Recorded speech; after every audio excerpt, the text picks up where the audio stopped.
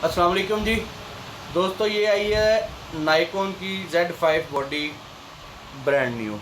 ये देखें जी, ये बॉडी है, ये चेक करें, ब्रांड न्यू बॉडी है जी। जिस भाई को चाहिए हो Z5 वो मुझसे रब्ता कर सकता है। ब्रांड न्यू Z5, ठीक है जी। ये देख लें, brand new Z5 brand new body आई है जी। ये देखें, जिस भाई को चाहिए हो वो मुझसे रब्ता कर सकता है। ये इसका ओरिजिनल चार्जर है, ये इसकी ओरिजिनल बैटरी है, ये चेक करें। और जी ये इसकी स्ट्रैप है नाइकॉन की, ये देखें। और ये इसकी USB केबल है और ये इसकी पावर केबल है, ठीक है जी।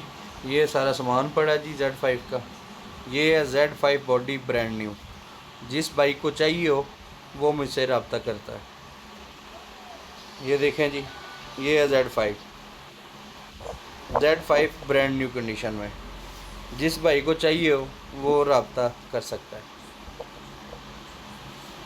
Z5 बॉडी, ये देख लें, ये कंप्लीट एसेसरी के साथ है। Z5 body.